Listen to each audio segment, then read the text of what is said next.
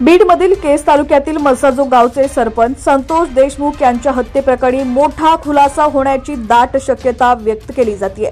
या प्रकरणामधील मुख्य आरोपी असलेल्या विष्णू चाटेचा मोबाईल सापडलेला नसल्याने तपासात अडचण येत असतानाच सीआयडीने या प्रकरणाच्या तपासासाठी दुसरा मार्ग निवडलेला आहे। विष्णू चाटे संतोष देशमुखांच्या हत्ये प्रकरणामध्ये खंडणी घेतल्याच्या आरोपाखाली अटकेत आहे, मात्र त्याचा मोबाईल पोलिसांना सापडलेला नाहीये। म्हणूनच तपासात अडथळे येत असून यावर मात करण्यासाठी आता विष्णू चाटेचे व्हॉइस सॅम्पल सीआयडीने घेतलेले आहेत। या व्हॉइस सॅम्पलमधून मोठा खुलासा होण्याची शक्यता आहे। बातमी सविस्तर पाहूया त्याआधी तुम्ही HPN मराठी न्यूज चॅनल पहिल्यांदाच पाहत असाल आणि अजूनही चॅनलला सबस्क्राइब केलं नसेल तर नक्की सबस्क्राइब करा, जेणेकरून आमचे अपडेट्स लवकरात लवकर तुमच्यापर्यंत पोहोचतील।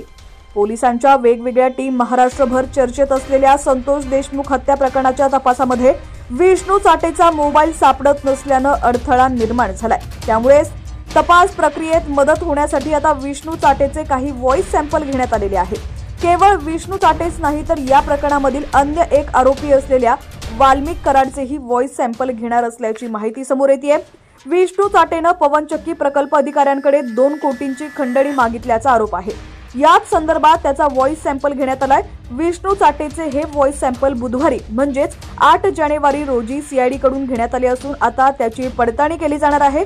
विष्णू चाटेचा मोबाईल अद्याप सापडला नसला तरी इतर तांत्रिक पुराव्यांचा विचार केल्यास हे व्हॉइस सॅम्पल महत्त्वाचे ठरणार आहेत। या व्हॉइस सॅम्पलमधून आता कंपनीच्या अधिकाऱ्यांकडून किती खंडणी मागण्यात आली होती, आरोपी आणि पवनचक्की प्रकल्पाच्या अधिकाऱ्यांमध्ये नेमकं काय बोलणं झालं याचा उलगडा होऊ शकतो। मुख्यमंत्री देवेंद्र फडणवीस यांनी विधानसभेच्या हिवाळी अधिवेशनामध्ये संतोष देशमुख हत्या प्रकरणाबद्दल सविस्तर माहिती देतानाही खंडणी मागण्यात आली होती असा उल्लेख केलाय।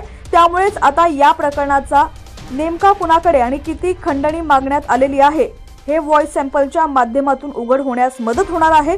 भाजपचे आमदार सुरेश धस यांनी तर खंडणी प्रकरणामध्ये मंत्री धनंजय मुंडेंचा उल्लेख केलाय। धस यांच्या दाव्यानुसार खंडणी संदर्भात बोलणी करण्याची चर्चा ही धनंजय मुंडेंच्या शासकीय निवासस्थानी झाली। धस यांनी आपल्याकडे अनेक पुरावे असल्याचा संदर्भ देत लवकरच त्याबद्दल खुलासा करणार असल्याचंही म्हटलेलं आहे।